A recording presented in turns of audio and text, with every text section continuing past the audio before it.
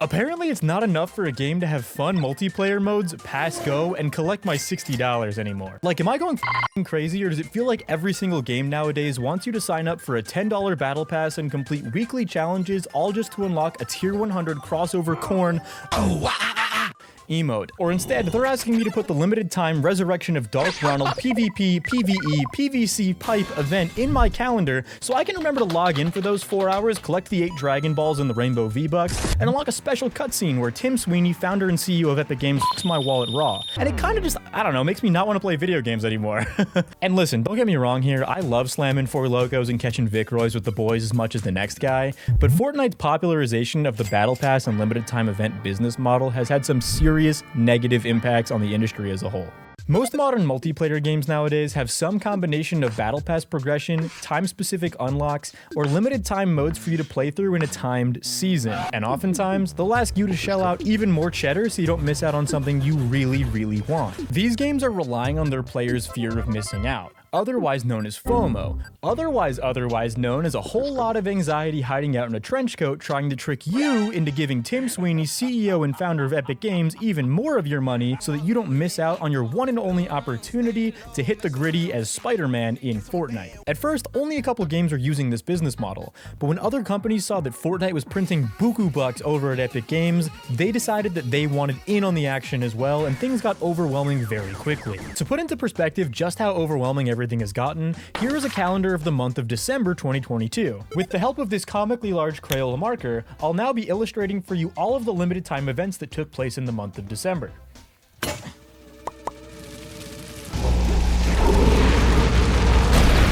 Nice! Even before I made this calendar, I knew it was going to be a lot, but I had no idea that it was going to be this rough. And this calendar was made with only about 5 minutes of research on games that I either know or care about. Like, I have no idea what the fuck is going on over there in Genshin Impact and Weebland, but I'm sure it's just as bad.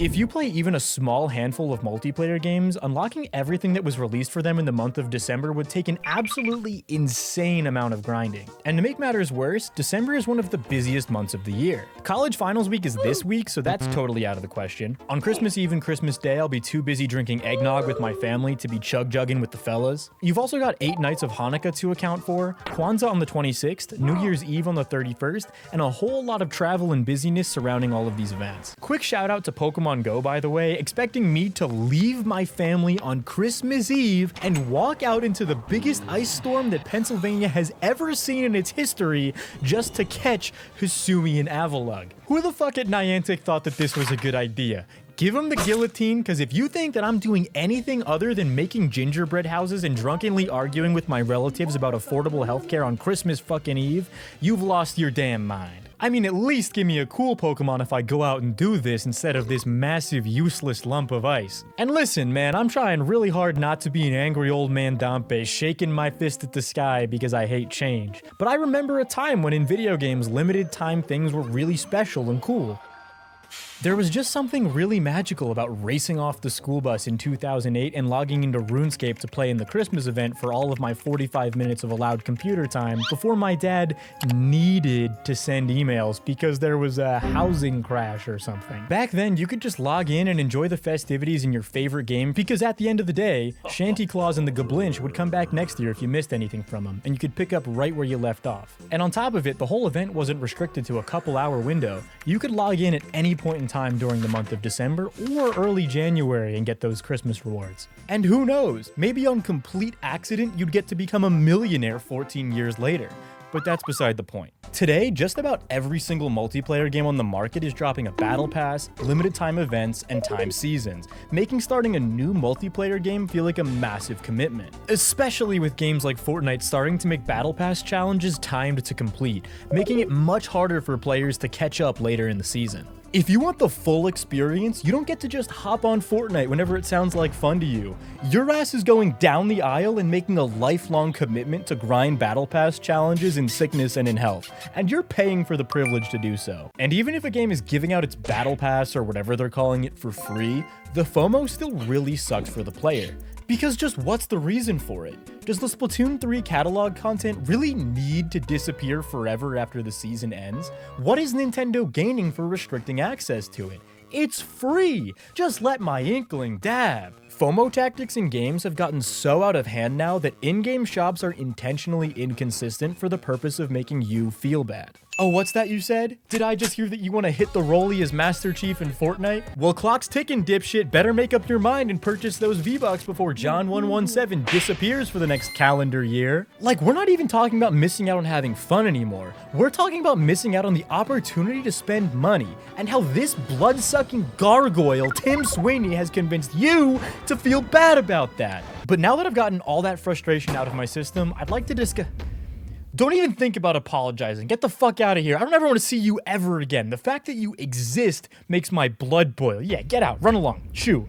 Anyways, I'd like to start to discuss some solutions to these problems that are beneficial to both players and developers. Obviously, publishers and developers aren't going to make as much money without exploiting FOMO tactics, but I do think that there's a happy medium to be struck that appeases players while still allowing developers and publishers to make a lot of money off of their games. One good solution is to make past seasons' battle passes remain available to players. Halo Infinite already does this, allowing you to prioritize working on the current season's battle pass, or to instead try unlocking something from a previous season's battle pass. The cost and EXP grind remains the same, but players get to choose what they want to unlock and are able to unlock it at a pace that is comfortable to them. This system would also improve the overall quality of battle passes, as developers would have an incentive to make every battle pass worth getting. Players would receive more flexibility and higher quality content, while developers get more revenue from the sale of previous battle passes.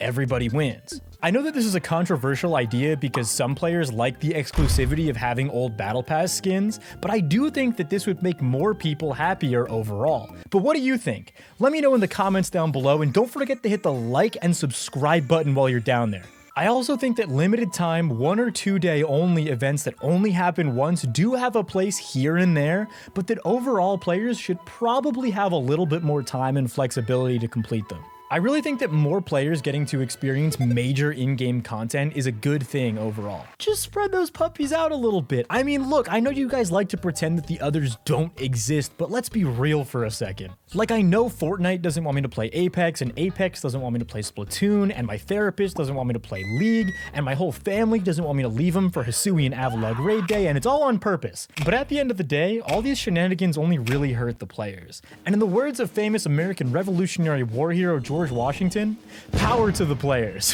Some other awesome changes would be longer seasons, cheaper battle passes, and who am I kidding, none of this is going to change.